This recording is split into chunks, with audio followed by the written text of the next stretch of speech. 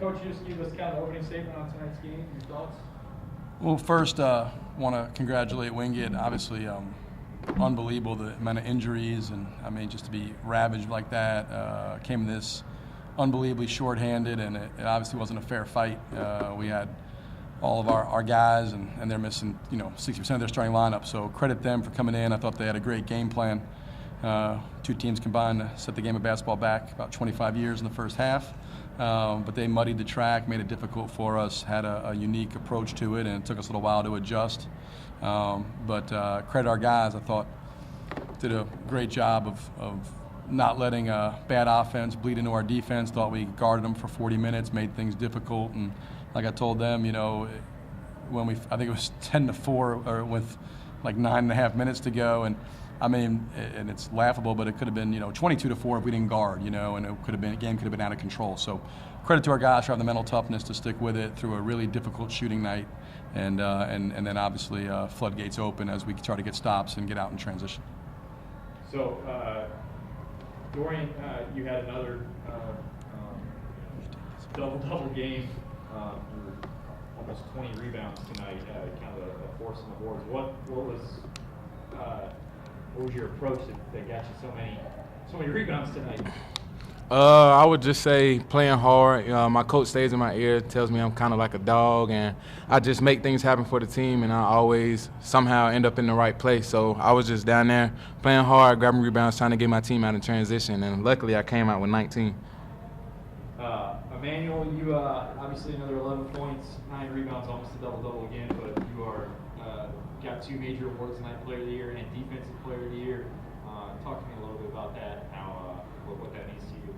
None of that been possible without my coaches staying on me, and my teammates always pushing me to be the best I can be, and then I just try my best to perform at a high level every night. I kind of start off sluggish at first tonight, but once again my coaches and teammates stayed in my ear to push me, so it all turned out good in the end.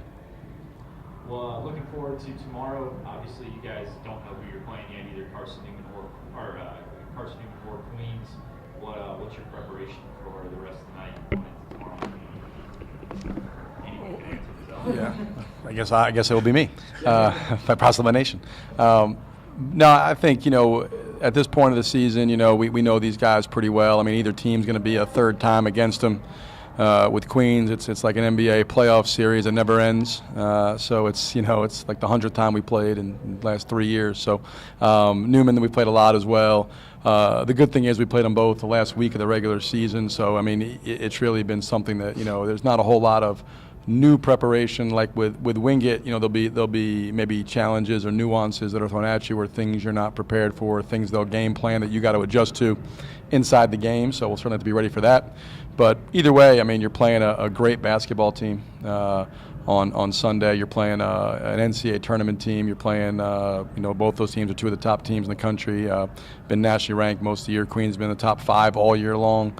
2 losses all year. I mean, incredible team Bart has. So we'll have to be ready. And but these guys will, and I want to credit them while I got a chance. Tonight they become the winningest players in league history. These two, 123 wins in 4 years, 4 conference championships.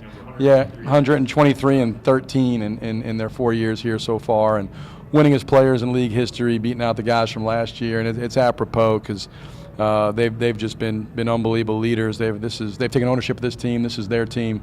They're steering it the right direction. They're the ones who set the tone. They're the guys who come in and they've played in all the big games and multiple Final Fours, and so just done a wonderful job of holding our guys accountable, encouraging them, and again, having these guys setting a great example. These guys follow their lead. So want to thank them for the great leadership they've provided, and I know we'll be ready to go tomorrow. But whoever we play, it's going to be a heck of a challenge, because you got 2 of the best teams in the country out there battling the semifinals for a chance. But we're excited to have the opportunity to play for a championship. So regardless of who wins tonight, even tomorrow, pretty much the last 3 teams standing here are going to play in the regionals in some sort. Yeah. It's been that way for the last couple of years. How do you, I know you guys don't want to look that far ahead, but you kind of have to a little bit. What is that preparation?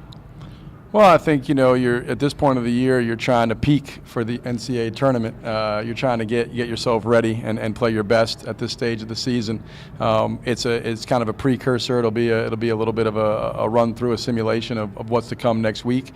But I think, SAC Tournament Championship is a big deal, and to come in here and have a chance to play for that, I think everybody's going to be absolutely locked in on the prestige of trying to win that. I told our guys today we want to be greedy, we want to win everything that we can get our hands on. This team wants to go after everything, and most importantly, I think they really love playing the game. They love to play, love to compete, and in order to compete, you got to win the games in front of you. So a chance to compete for a championship, they'll be ready. But I know, Queens and Carson will as well. Even though they're probably locked into seeding and all that type of stuff, everybody's going to lay it on the line here for a chance to hoist that trophy, cut those nets down. I'll let them answer Dorian, that.